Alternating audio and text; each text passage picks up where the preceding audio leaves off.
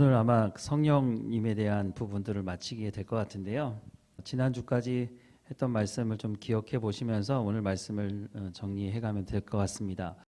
성경이 우리 가운데 약속하시는 말씀이죠. 근데 왜 성령님이 필요한지 예수님께서 이제 분명히 말씀을 하셨고, 그것에 대해서 이제 필요하다는 것을 예수님께서 제자들에게 말씀하셨고, 그것이 이제 요한복음에 기록이 돼 있고, 지금 우리가 이제 성경을 통해서 그 요한복음 말씀을 듣고, 예수님께서 마지막 저녁에 제자들에게 왜 성령을 얘기하셨는지, 내가 가면 성령이 오실 것이다라고 말씀하시는데 그 성령이 왜 오셔야 되는지 분명하게 기록한 말씀을 우리가 이제 보게 되니까, 그러면 그러면 성령이 필요한 줄 알겠는데, 그러면 성령을 어떻게 받는 거죠?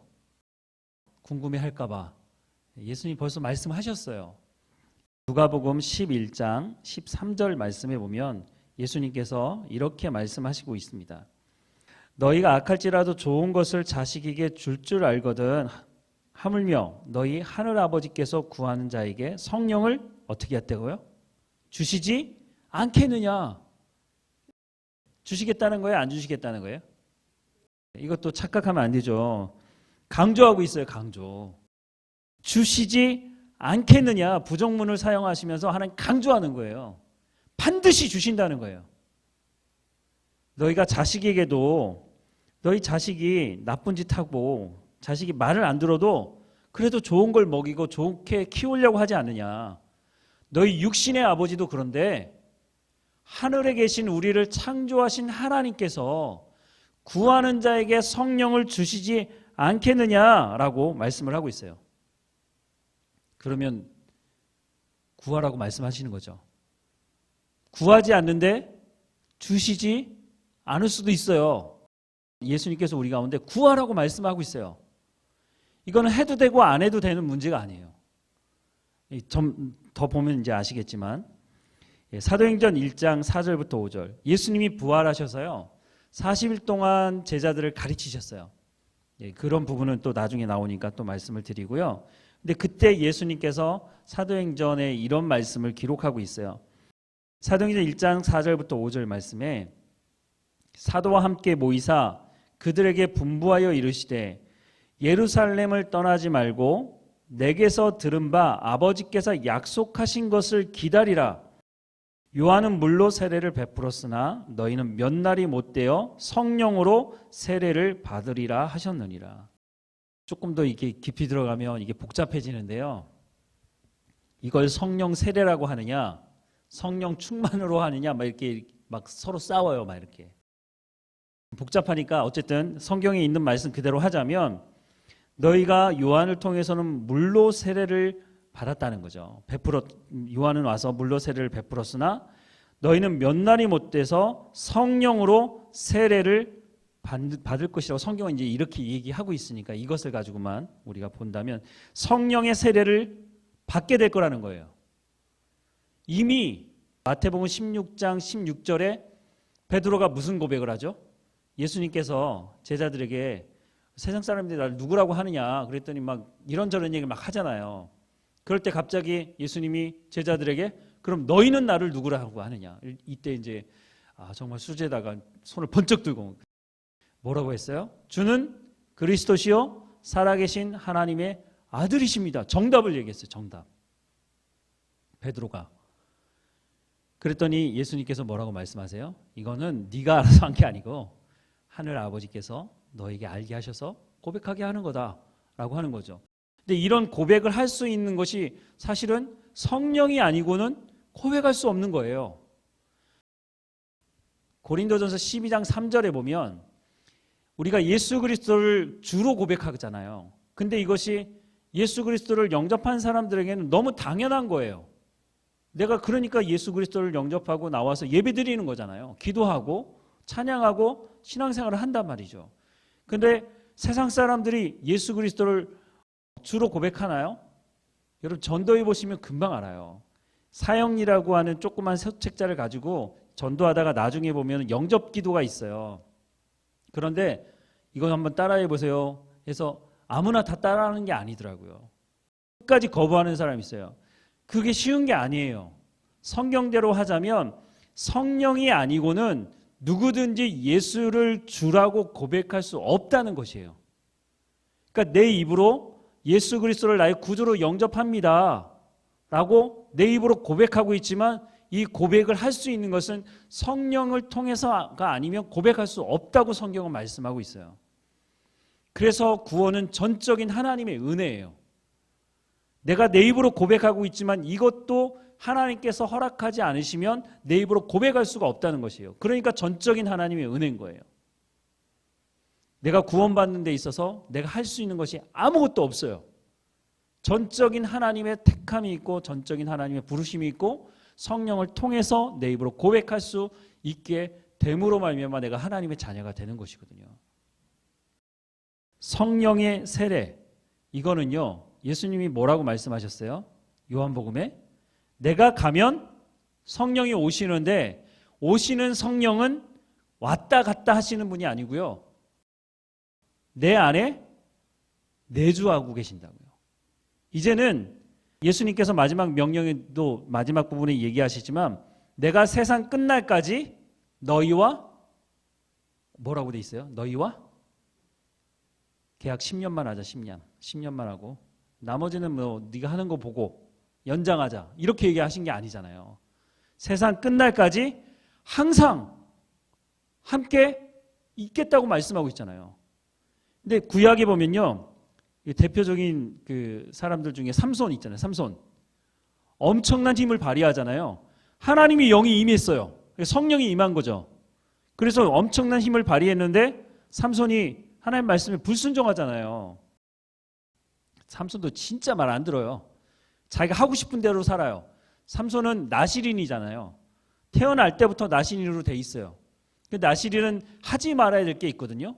시체도 만지면 안 되고 포도주도 먹으면 안 되고 머리도 자르면 안 되고 이런 규정들이 있는데 어떻게 해요? 다 어겼어요. 다. 사자도 죽이고 죽였으면 시체를 본 거 아니에요. 만진 거 아니에요. 그럼 부정하게 되는데 그렇게도 했죠. 뭐 늘 여자를 가까이 했죠. 머리도 나중에 잘라버리죠. 하나님 말씀에 다 불순종했거든요. 그러니까 어떻게 해요? 힘이 없어졌죠. 그래서 나중에 하나님께 회개하고 하나님 마지막으로 나에게 기회를 달라고 그렇게 해서 이제 하나님께서 또 힘을 주기도 하시지만 어쨌든 구약의 말씀에 보면 하나님의 영이 임했다가 떠나가기도 하고 이렇게 된단 말이죠. 근데 신약의 예수님께서 약속하시는 이 성령님은 내가 가면 성령이 오시는데 그분은 우리 가운데 내주하고 계시고 함께 하신다고 약속하고 있는 그 성령. 그러니까 베드로가 신앙 고백했을 때는 그 고백을 한 것은 맞아요.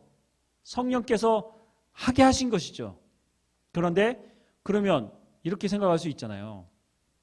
아니 무슨 성령의 세례를 또 받느냐는 거죠. 지금 이 말씀을 듣는 대상들이 누구예요? 사도들이에요. 사도들. 예수님의 제자들. 예수님을 따라다녔던 12명의 제자. 그중에 가룟 유다 빼고 가룟 유다는 지금 이 자리에 없으니까 11명의 저자 아닐까요? 아직 가룟 유다의 빈자리를 채우진 않은 상태니까. 예수님을 3년 동안 따라다녔던 그 제자들에게 하시는 말씀인데 아니 그러면 지금까지 예수님 믿고 따라왔지. 근데 무슨 성령의 세례를 또 받으라는 거냐. 그러니까 예수님이 똑같은 걸 이미 받은 사람한테 뭘 또 받으라고 얘기하겠어요? 구약을 그 말씀을 본다면 아마 그때는 믿음으로 고백할 수 있도록 성령께서 주관해 주셨지만 아마 예수님이 약속하셨던 성령이 오셔서 내주하는 그것은 아닌 것 같아요. 그래서 어떻게 하라고요? 너희가 예루살렘을 떠나지 말고 약속한 하나님께서 약속하신 그 성령을 기다리라고 말씀하고 있어요. 그것을 성령의 세례라고 표현을 하고 있는 거죠. 자, 더 보시면요. 에베소서 1장에 보면 사도 바울이 이런 기도를 합니다. 1장 17절에서 19절 말씀입니다. 우리 주 예수 그리스도의 하나님 영광의 아버지께서 지혜와 계시의 영을 너희에게 주사 하나님을 알게 하시고 잠깐 여기서 보면요. 성령이 어디 있죠? 성령이라고 쓰고 있진 않아요. 지혜와 계시의 영 그분이 성령을 의미하거든요. 그러니까 성령을 너희에게 주사 사도 바울이 지금 에베소 교회를 위해서, 에베소 성도들을 위해서 기도하는 내용인데 뭐냐면, 하나님 에베소 교회의 성도들에게 성령을 주십시오. 그런데 왜 성령을 주시냐면, 이 기도의 내용이 이거예요. 하나님을 알게 하시고 성령이 임하셔서 그 성령이 하나님이 누구인지를 가르쳐 주십시오. 그 얘기를 하고 있는 거예요. 더 나가서 너희의 마음의 눈을 밝히사 그의 부르심의 소망이 무엇이며 하나님이 왜 우리를 부르셨는지, 그 소망이 무엇인지 성령을 통해서 알게 하시라는 거예요. 해달라는 거죠. 성도 안에서 그 기업의 영광의 풍성함이 무엇인지도, 그의 힘의 위력으로 역사하심을 따라 믿는 우리에게 베푸신 능력의 지극히 크심이 어떠한 것을 너희에게 알게 하시기를 기도한다, 내가. 근데 이 모든 것이 누구를 통해서 이루어진다고요? 성령을 통해서 이루어진다고요. 성령이 임해야 하나님이 누구인지를 알게 되고 하나님의 부르심이 무엇인지 알게 되고 그 안에 영광의 풍성이 무엇인지, 그 힘의 위력으로 역사하심을 따라 믿는 우리에게 베푸신 능력이 지극히 크심이 어떤 건지 알게 하시는 분이 성령님이시라는 거예요. 그런데 한 번 더 나와요. 3장에, 에베소서 3장 14절부터 19절에 이러므로 내가 하늘과 땅에 있는 각 족속에게 이름을 주신 아버지 앞에 무릎을 꿇고 비노니, 기도한다는 얘기죠. 그 영광의 풍성함을 따라 그의 성령으로, 여기 이제 성령으로 기록을 하고 있죠. 성령으로 말미암아 어떻게 해요? 너희 속사람을 능력으로 강건하게 하시며, 우리의 속사람, 누가 한마디 하면 나 상처받았어, 그렇게 말하는 사람들 있죠. 그 사람은요, 성령의 충만을 받아야 돼요. 하나님께서 우리 가운데 성령을 통해서 어떻게 해요? 내 속사람을 강하게 하신다고요. 믿음으로 말미암아 그리스도께서 너희 마음에 계시게 하옵시고 너희가 사랑 가운데서 뿌리가 박히고 터가 굳어져서 능히 모든 성도와 함께 지식에 넘치는 그리스도의 사랑을 알고 그 넓이와 길이와 높이와 깊이가 어떠함을 깨달아 하나님의 모든 충만한 것으로 너희에게 충만하게 하시기를 구하노라. 누가요? 성령을 통해서. 성령은 받아도 되고 안 받아도 되는 문제가 아니에요. 내가 신앙생활을 하겠다고 하는 모든 사람들은요, 반드시 이 성령의 세례를 경험해야 돼요. 그리고 예수님 뭐라고 말씀하셨어요? 성령을 구하는 자에게 주신다고 약속하고 있잖아요. 이건 모든 그리스도인들에게 다 적용이 돼야 되고, 내가 정말 신앙생활을 제대로 하고 싶다, 그러면 이 과정을 반드시 거쳐야 돼요. 예외가 없어요. 이런 성령을 통해서 변화되어야 하는 삶이 있어요. 그게 성경에서 말씀해주고 있어요. 약속한 성령이 임하기 전 제자들의 삶이 어땠느냐? 마가복음 14장 50절에 보면 제자들이 다 예수를 버리고 도망갔어요. 무슨 상황인지 아시죠? 예수님이 붙잡혔어요. 근데 베드로는 칼을 빼들고 좀 휘둘긴 했지만 결국은 어땠어요? 도망갔어요. 그리고 예수님 신문받는 자리 앞에서 너 저기 지금 신문받는 예수 제자지? 라고 하니까 뭐라고 그랬어요? 아니라는 거죠. 저 사람 모른다는 거죠. 3번이나 부인하죠. 요한복음 20장 19절에 보면 예수님이 부활하셨어요. 예수님이 부활하셨다는 소식을 들었어요. 막달라 마리아가 처음에 발견했죠. 그래서 제자들을 찾아가서 예수님이 부활하셨다고 얘기했어요. 그랬더니 베드로하고 요한이 어떻게 해요? 가서 확인해 봐야지. 막 뛰어가서 정말 보니까 예수님이 시신이 없는 거예요. 그런데 그 소식을 듣고 예수님의 시신이 없는 것도 확인을 했는데 제자들 마음 가운데 확신이 생기지 않는 거예요. 요한복음 20장 19절에 이날 곧 안식 후 첫날 저녁 때에 제자들이 유대인들을 두려워하여 모인 곳에 문을 닫았더니 예수께서 오사 가운데 서서 이르시되 너희에게 평강이 있을지어다. 왜 문을 걸어 잠갔어요? 예수님이 죽었잖아요. 잡혀 죽었잖아요. 예수님을 믿는다는 것 때문에 자기도 죽을 수 있거든요. 그러니까 아무한테는 문을 열어줄 수가 없는 거죠. 문을 잠가놨어요. 근데 예수님께서 그 문을 통과해서 들어오셨죠. 성령의 세례가 임하기 전 제자들의 모습입니다. 도망가고 두려워하고. 그런데 성령의 세례가 임합니다. 사도행전 2장 1절부터 4절. 오순절 날이 이름에 그들이 다 같이 한 곳에 모였더니 호련히 하늘로부터 급하고 강한 바람 같은 소리가 있어 그들이 앉은 온 집에 가득하며 마치 불의 혀처럼 갈라지는 것들이 그들에게 보여 각 사람 위에 하나씩 임하여 있더니 그들이 다 성령의 충만함을 받고 성령이 말하게 하심을 따라 다른 언어들로 말하기를 시작하니라. 방언을 하기 시작한 거죠. 성령이 불처럼 임하고 급한 강한 바람처럼 그렇게 임했다고 말하고 있어요. 지난번에도 처음 시작할 때도 말씀드렸지만 성령을 설명하려고 하다 보니까 이런 표현들을 쓴 거지, 성령이 바람은 아니에요. 불이 아니에요. 그와 같이 표현을 한 거죠. 어쨌든 예수님께서 말씀하신 그 성령이 임했어요. 분명하게. 그리고 나서 제자들이 어떻게 바뀌느냐. 2장 14절. 베드로가 11 사도와 함께 서서 소리를 높여 이르되 유대인들과 예루살렘에 사는 모든 사람들아, 이 일을 너희로 알게 할 것이니 내 말에 귀를 기울이라.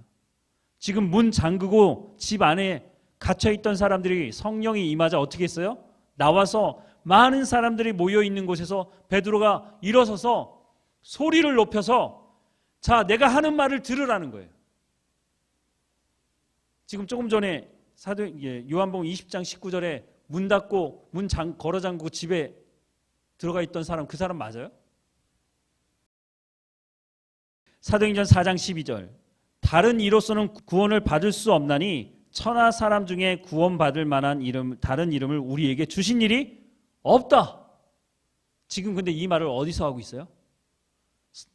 이 소란스럽게 하니까 예수님을 잡아 죽인 장본인들이 있는 이 공회원, 지금 우리로 얘기하면 국회 같은 그런 곳을 불려왔어요. 잡혀왔어요.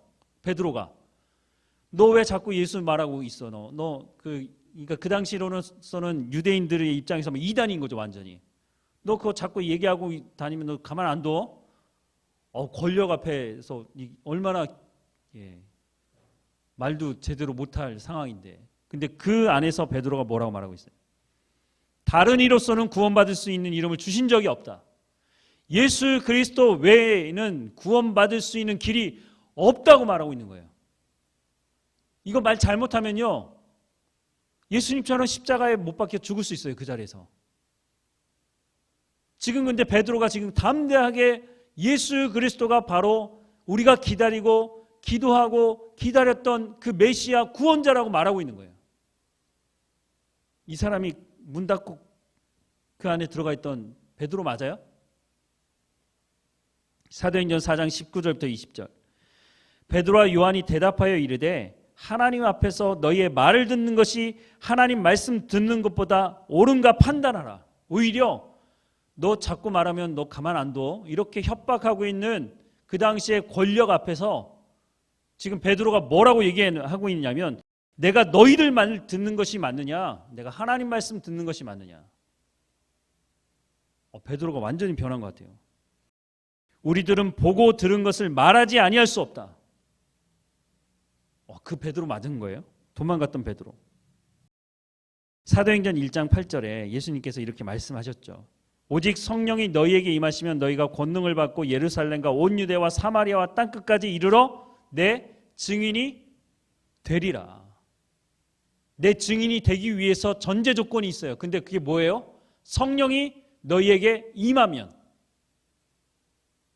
그냥 용기를 내서 나간다고 되는 문제가 아니라는 거예요. 성령이 너희에게 임하면 반드시 이게 있어야 된다는 거예요. 그런데 아까도 말씀드렸지만 이 성령을 예수님께서 주시겠다고, 구하는 자에게는 모든 사람들에게 주시겠다고 약속하고 있는 거예요. 이 성령이 임해야 삶이 변해요. 베드로가 아까도 말씀드렸지만 마태복음 16장 16절에서 주는 그리스도시요 살아계신 하나님의 아들이라고 얘기하고 고백했어요. 예수님이 약속하신 그 성령이 임해야 그 성령이 우리 가운데 내주에 계시는, 이제는 왔다 갔다 하시는 분이 아니라 이제 내 가운데 완전히 오셔서 나를 주관하시고 나를 주장하시고 나를 이끄는 삶을 살아갈 때에 문 닫고 있던 사람이 나와서 말 잘못하면 죽을 수 있는 그런 상황에서도 예수 그리스도 외에는 구원의 길이 없다라고 얘기하게 된다는 거예요.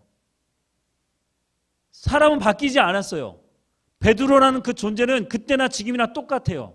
근데 중간에 무슨 사건이 있었어요? 성령이 임하는 사건이 있었단 말이에요. 이거는 모든 사람들, 모든 그리스도인들이 경험해야 되는 거예요. 그러지 않고는 내 입으로 예수 그리스도를 주로 고백할 수 있을지 모르지만 문 잠그고 나가지 않는 거예요. 두려워서. 성령이 충만한 그 역사를 경험한 사람이 밖에 나가서 예수 그리스도 외에는 다른 길이 없다고 말하지 않을 수가 없는 거예요. 우리가 왜 전도하지 않아요? 교회도 와서 예배도 드려요. 근데 전도하지 않아. 두려워요, 두려워. 욕먹으면 어떡하지? 저도 전도하다가요, 맞아본 적은 없는데요, 욕은 무지하니 들어봤어요. 그럼 그런 마음이 들어요. 내가 저 사람한테 저런 얘기를 들으면서 내가 전도해야 되나? 기분 나쁘다. 그럴 수 있잖아요. 내가 왜 저 사람한테 멀쩡하게 나 밥 먹고 잘 살고 있는데 왜 예수님 얘기한 것 때문에 지나다니면서 얼굴에 침은 맺지 않지만 완전히 기분 나쁘잖아요. 근데 그 성령이 임하면 관계없는 거예요. 그런 게. 그 사람이 불쌍해 보이는데 나는 구원받아서 내가 하나님의 나라에 갈 것을 알지만 저 사람은 예수 그리스도를 알지 못하니까 구원받을 수 없는데 내가 전하지 않으면 물론 다른 사람이 또 전할 수도 있겠죠. 그런 담대함이 내 가운데 어떻게 생기느냐? 성령이 임해야 가능한 거예요. 근데 그게 전도할 때만 사용되는 게 아니라 내 삶이 변해져 가요. 성령의 열매 어떻게 맺어져요? 교회만 왔다 갔다 한다고 성령의 열매가 맺어지는 게 아니에요. 이 사도행전 2장에 나타난 이 사건이 내 가운데도 일어나야, 그래야 성령의 열매가 맺어지는 거예요. 주겠다. 근데 뭐가 두려워서 그런지 성령이 충만함을 구하지를 않아요. 근데 성령이 말하는 대로 해야 되는데 또 이상하게 구해요. 이상하게. 저도 잘못 배웠어요. 한동안 몰랐어요. 그냥 누가 와서 얘기를 하면, 강사가 와서 얘기를 하면 그게 맞는 줄 알았어요. 그리고 덮어놓고 믿었어요. 저도 성경을 보기 전에는. 그 사람 말이 맞을 거야. 아니, 목사님 와서 얘기하고 뭐 신학을 공부하고 그런 사람들이 얘기하니까 맞나 보다. 근데 성경을 보기 시작하니까 아니야. 뭐 이상한 걸 와서 가르치고 있어. 그래서 화가 나는 거예요. 내가 잘못 배워온 것에 대한 화를 내야죠. 정말. 왜 성경은 이렇게 말하고 있는데 왜 이렇게 안 가르쳤느냐는 거예요. 그거에 대해서 분노하고 그거에 대해서 여러분 화내신 적이 있으세요? 내가 교회 안에 와서 정말 신앙생활을 하려고 하는 그 마음이 있다면 정말 화를 내야 되는 건 뭐냐면 내가 제대로 배우지 못한 것에 대한 화를 내야 되는 거예요. 근데 나한테도 책임이 있어요. 사실은. 내가 성경을 안 봤으니까. 물론 성경을 본다고 다 알 수 있는 부분은 아니에요. 그래서 제가 성경을 공부해서 여러분들에게 같이 나누고 저도 계속해서 공부하고 있거든요. 저도 성경을 다 아는 게 아니에요. 제가 아는 것만큼 여러분들에게 소개해드리고 가르쳐드리는 거예요. 어쩌면 제가 잘못된 걸 가르칠 수 있을까 봐 그래서 또 대학원을 가서 또 공부를 하고, 제가 잘못된 거 가르쳐 놓고 나중에 성경은 그렇게 얘기 안 하는데요, 이렇게 얘기하면 곤란하잖아요. 근데 지금까지 만나본 사람 중에 단 한 사람도 교회 안에서 있으면서 내가 잘못 배운 것 때문에 너무너무 화가 납니다, 이렇게 얘기하는 사람 한 사람도 만나본 적이 없어요. 교회 왜 오셨어요? 예수 잘 믿고 신앙생활 잘하려고 온 거 아니에요? 그게 안 되는 것에 대해서 화를 내야죠. 앞으로 여러분 10년이 됐든 20년이 됐든 30년이 됐든 앞으로 계속 신앙생활 할 때 내가 제대로 된 신앙생활을 해야지, 이 마음을 가지고 신앙생활 하려고 하시는 거 아니에요? 예수님께서 그 길을 알려주고 계시잖아요. 성령이 임하지 않으면 안 되는 거예요. 성령이 임하는 가장 중요한 이유가 예수님께서 요한복음에 뭐라고 말씀하셨어요?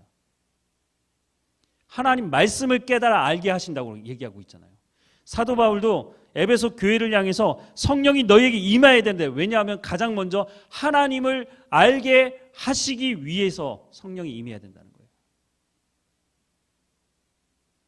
여러분 지금까지 성령을 그렇게 구하신 적 있으세요? 저는 제가 청년 때만 해도 성령 되게 많이 강조했는데요. 뭘 왜 강조했냐면 방언 받으라는 거 방언. 그 말만 들었어요. 그 말만. 그때만 하더라도 제가 성경을 본격적으로 보지 않았거든요. 그게 다인 줄 알았어요. 성경을 안 보니까. 근데 그 말이 틀린 말은 아닌데 핵심은 다 빼먹고 완전히 변두리에 있는 아주 감각적이고 아주 달콤하고 자극적인 거. 듣기 좋거든요. 그게. 한국교회가 거기에 막 빠져가지고 그게 전부인 것처럼 왜 성령의 충만함을 받아요? 왜 주여 삼창하셨어요? 주여 하면서 성령 달라고 막 해요. 그런 분한테 물어보고 싶어요. 왜 성령이 충만함을 구하냐고. 그거 가지고 뭐 하려고. 하나님 말씀을 깨달아 알게 하신다고요. 하나님 말씀을 깨달아 알아야 그 다음에 내가 어떻게 살아갈 줄 아는 거예요. 그렇게 삶을 경건의 훈련을 하면 성령의 열매가 성령을 통해서 맺어지게 되는 거예요. 그러지 않고 그냥 이전에 해왔던 대로 전통 좋아요. 이전에 해왔던 대로 계속 그렇게 가요. 망하는 거예요, 망하는 거. 저도 그렇게 가르칠 수 있어요. 다 빼고 예전에 하던 대로 그렇게 갑시다. 저도 편하고 여러분들도 그냥 어떻게 되든지 말든지. 저는 그렇게 못하겠다는 거예요. 성경이 그렇게 말하고 있지 않으니까. 성경이 말씀하시는 대로 해야 성령의 열매가 맺히든지 맺히지 않든지 그때 가서 하나님께 물어봐야 될 거 아니에요.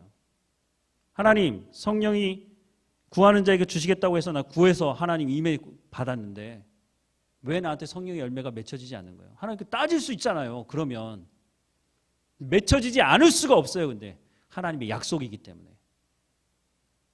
근데 그렇게 살아보지도 않으면서 성경도 보지 않고 그냥 누가 그랬다더라. 누가 뭐라 그러면 거기에 그냥 속 빠져가지고 여기 갔다 저기 갔다가 그러고 나서 하나님께 왜 성령의 열매가 하나님 나한테 안 맺어요? 얘기하면 하나님 뭐라고 그러시겠어요? 너 성경 봤냐?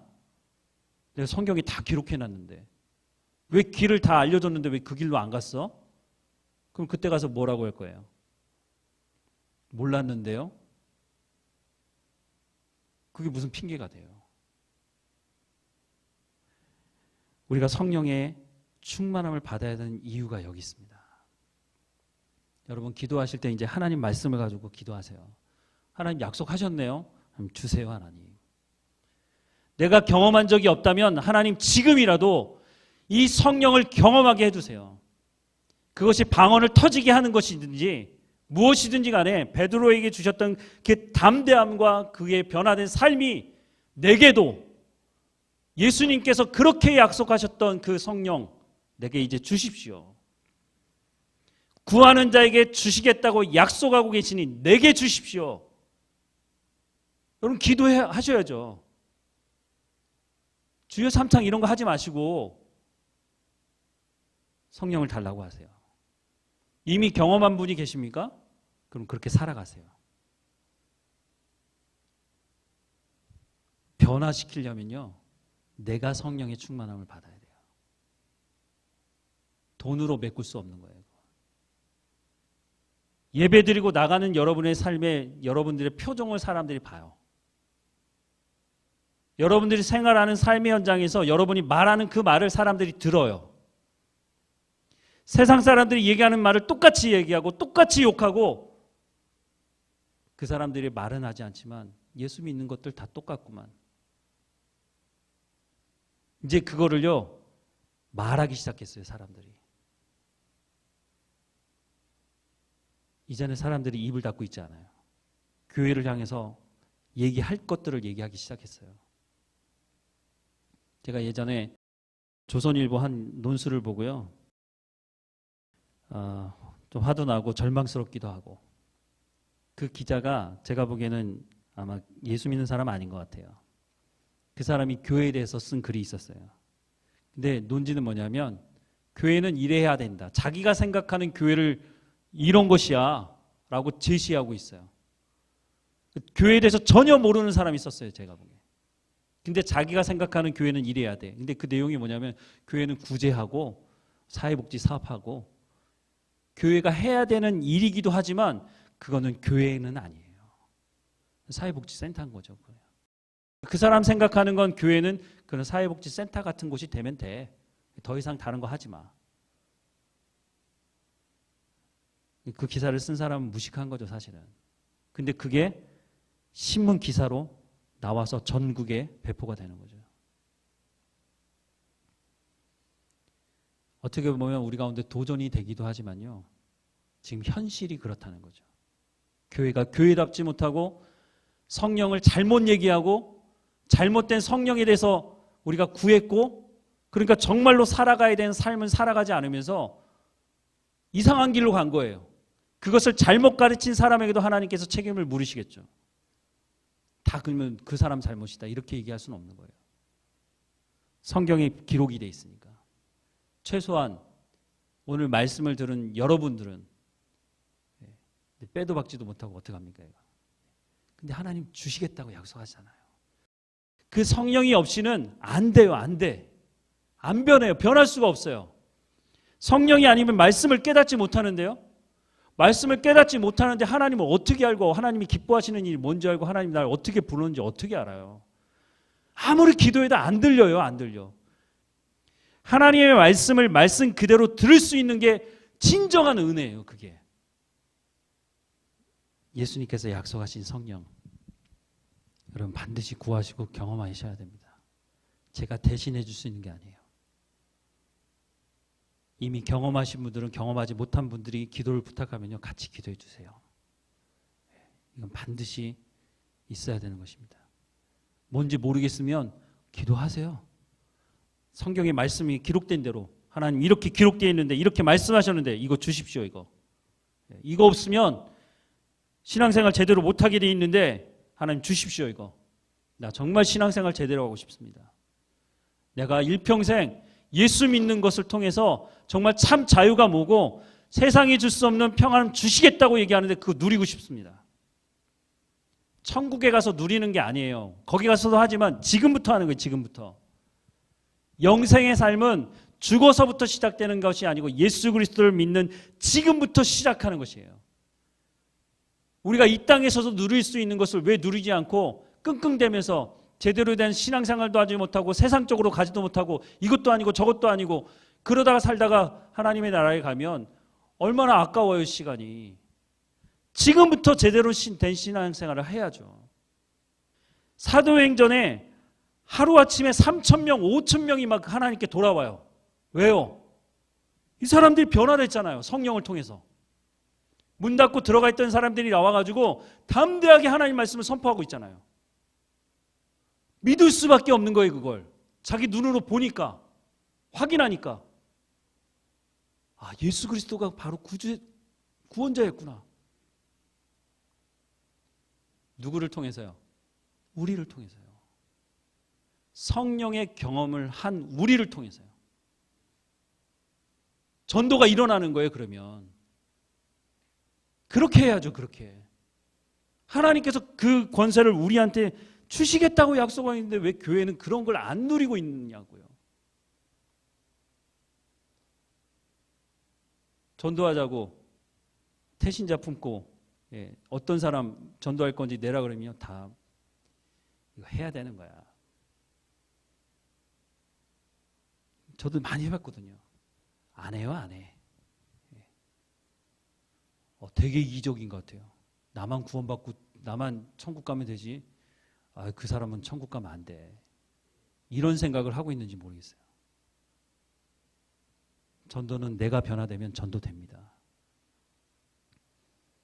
내가 변화되지 않으면요, 내가 제일 전도에 제일 큰 걸림돌입니다.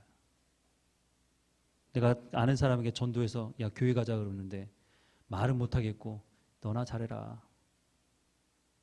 이게 무슨 전도가 되겠어요? 처음에 돌아가셔야 돼요. 처음부터 성령이 임하는 것부터. 그래야 전도도 되는 것입니다. 그래야 제자의 삶을 살아갈 수 있는 거고 제자로 삼을 수 있는 것입니다. 먼저 좀 하나님 앞에 기도했으면 좋겠어요. 하나님 약속하신 성령 주십시오. 분명히 약속하신 거니까. 몇 날이 못 되어서 성령이 임할 것이라고 말씀하고 있으니 그 성령 나한테 주십시오. 제자들에게 임한 그 성령 나도 경험하고 싶습니다. 이거는 선택사항이 아니고 내가 해도 되고 안 해도 되는 문제가 아니라 반드시 해야 되는 것이라고 하나님 말씀하고 있으니까 하나님 나를 구원하신 하나님이시라면 하나님 이 약속의 말씀을 나한테 경험하게 해주십시오. 내가 이 성령을 통해서 내 삶이 변화되고 담대하게 예수 그리스도를 증거하고 내 삶이 거기에 뒷받침되고 이 삶을 통해서 내 가족들, 내가 만나는 사람들, 이 사람들에게 이것이 바로 예수 믿는 삶이라는 것을 보여줄 수 있도록 하나님 내 가운데 성령을 주십시오. 하나님 앞에 이 시간에 함께 기도하십시다. 하나님 약속하신 그 성령을 우리 가운데 주십시오. 하나님 분명히 약속하시고 있고 예수 그리스도를 통해서 약속하고 계시며 부활하신 예수님께서 제자들에게도 약속하셨던 그 약속의 성령께서 사도행전 2장에 말씀하시는 것처럼 성령이 임하고 다른 언어로 말하기 시작하고 문을 닫고 걸어잠그고 두려움에 떨던 이 제자들이 하나님 말씀을 나가서 담대하게 전하고 목숨을 두려워하지 아니하고 담대하게 하나님 말씀을 전했던 것처럼 하나님 이들의 삶을 통해서 성령의 열매가 맺어졌던 것처럼 초대교회 사람들이 하나님 앞에 나와서 이 약속의 성령을 경험하면서 하나님 죽음 앞에서도 두려워 떠는 것이 아니라 담대하게 웃으며 평안함으로 죽음을 맞이했던 그 사람들처럼 하나님 우리 가운데도 성령의 충만함을 허락해 주옵소서. 경험하게 하시고 알게 하시고 하나님 그로 말미암아 올바른 신앙생활이 무엇인지 이 시대에 그리스도인다운 삶이 무엇인지를 증거하며 살아가는 성도들 될 수 있도록 하나님 은혜를 허락해 주옵소서. 하나님 각 사람이 구할 때 하나님 말씀해 주시고 만나 주시고 보내주시겠다고 약속하신 그 성령의 충만함 성령의 세례 우리가 경험할 수 있도록 하나님 은혜를 허락해 주옵소서. 하나님 구하는 자에게 약속하신 그 성령이 임하고 경험되었다고 하는 소식들을 들을 수 있도록 하나님 인도해 주옵소서. 하나님 이 일들을 위해서 기도하고 있사오니 하나님 우리 가운데 역사하시고 우리 가운데 이 경험들을 행할 수 있도록 경험할 수 있도록 하나님 은혜를 허락해 주옵소서. 우리를 온전케 하실 하나님께 감사드리고 예수님의 이름으로 기도드립니다. 아멘.